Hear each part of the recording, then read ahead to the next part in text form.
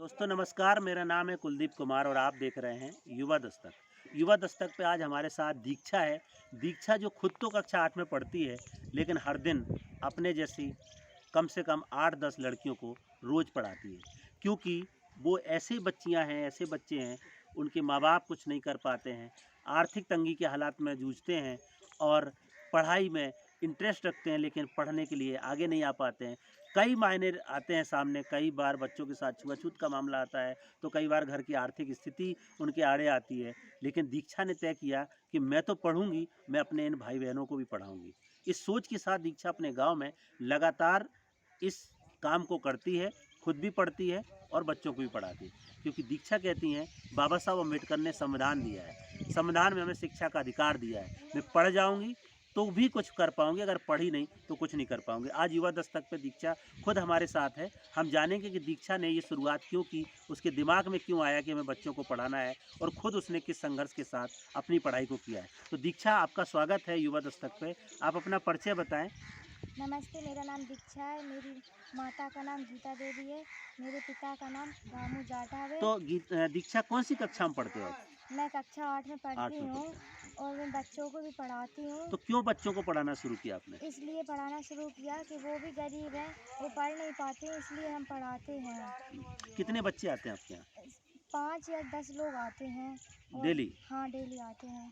क्यों सोचा आपने कि उनको पढ़ाना है? इसलिए सोचा कि वो पढ़ नहीं पाते हैं और हम भी पढ़ते हैं और उनको भी पढ़ाते हैं। अच्छा, हाँ। तो दीक्षा बता रही है कि वो पढ़ नहीं पाते हैं और मैं खुद पढ़ रही हूँ, उनको पढ़ाती हूँ क्योंकि वो बहुत गरीब घर और गरीब समुदाय से आते हैं। दीक्षा, आप अपने अपने परिवार के बारे में बताइए, आपके माता-पिता क्या करते हैं? किन संघर्षों के साथ आप कितने भाई-बहन हैं? कैसे आपका जीवन चलता है? मैं 4 भाई-बहन हूँ, 1 भाई है, 3 बहनें हैं। हुँ, मेरे पापा और माँ मज़दूरी करते हैं हुँ, और वो शाम के आते हैं तभी खर्चा चलता है। खर्चा चलता है हुँ। और वो नहीं जाते हैं मज़दूरी, वो खर्चा चलने में कठिनाइयाँ होती हैं।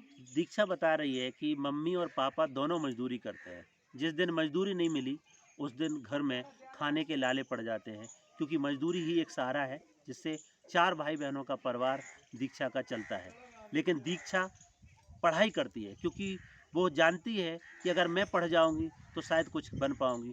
और ना केवल दीक्षा खुद पढ़ती है, अपने जैसे और 5-6 लड़के-लड़कियों को रोज़ पढ़ाती है। दीक्षा, और क्या चुनौतियाँ आती हैं आपके घर में?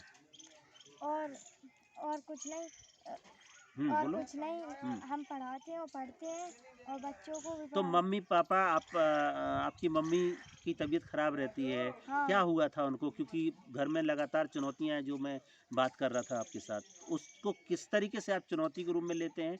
कैसे आप उससे निपट के, संघर्ष करके आगे बढ़ना चाहते हैं? मेरी मम्मी की छाती में दर्द होता है, इसलिए कठिनाइयाँ होती हैं हमको पढ़ने में हुँ, और भाई-बहन को और मेरे पापा मज़दूरी करते हैं। मम्मी मम्मी की इलाज में बहुत पैसा लग गया हुँ, है और मैं भी बीमार हो गई थी, तो हमको भी पैसा बहुत लग गया हुँ, और मेरे पापा की पथरी पड़ गई थी पेट में, हुँ। तब भी मेरे पापा को बहुत पैसा लग गया, इसलिए घर तो में आपको गरीबी है। कोई सपोर्ट करता है, कैसे पढ़ पाते हैं आप? हम हुँ, हमारे पापा पढ़ाते हैं, सरकारी स्कूल में हम पढ़ते हैं। सरकारी स्कूल। हाँ।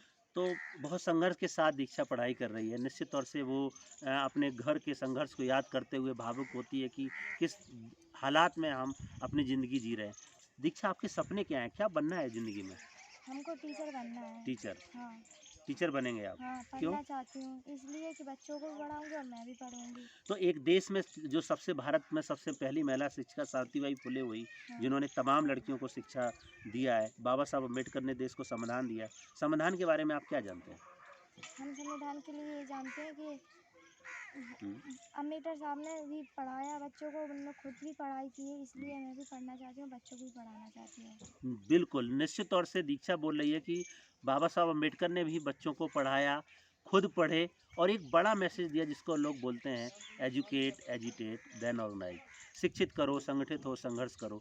वही शिक्षित करने का संकल्प लेकर के दीक्षा भी शिक्षित करने की बात करती है। आप सोच सकते हैं कि हमारे देश की युवा कक्षा 8 में पढ़ने वाली लड़की दीक्षा, जब बाबा साहब के उस मिशन की बात करती है तो निश्चित तौर से हम सबको फ़ख्र होना चाहिए कि हमारे देश के ऐसे भी दलित, ओबीसी, माइनॉरिटी समुदाय के, वंचित समुदाय के युवा आज तैयार हो रहे हैं और इस मिशन और मूवमेंट को आगे ले जाने का काम कर रहे हैं। दीक्षा अपने गाँव में तो संघर्ष कर ही रही है।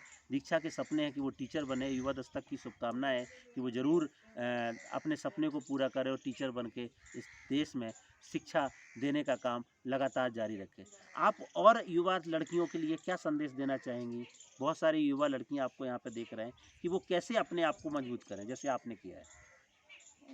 वो भी पढ़े और बच्चों को भी पढ़ाएं और खुद भी अपना सपना पूरा करें। दीक्षा बोल रही है कि वो खुद पढ़ें, अपने सपने को पूरा करें और बच्चों को भी पढ़ाएं, क्योंकि निश्चित तौर से हमें ये काम लगातार जारी रखना पड़ेगा।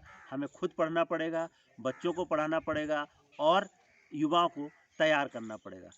आप दीक्षा अगले 10 साल, 20 साल, 25 साल में अपने आप को क्या देखना चाहते हैं?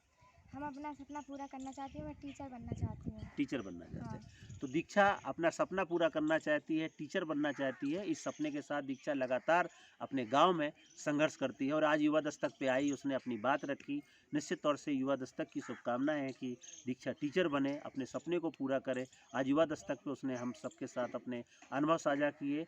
हम लगातार युवा दस्तक पर ऐसे ही युवाओं के साथ बात करते हैं जो अपने गाँव में मिसाल बनते जा रहे हैं, समाधान की बात करते हैं, शिक्षा की बात करते हैं, अपने अधिकार की बात करते हो और युवाओं की आवाज़ को बुलंद करते हैं। आज की चर्चा में इतना ही। कल फिर मिलेंगे एक युवा साथी के साथ।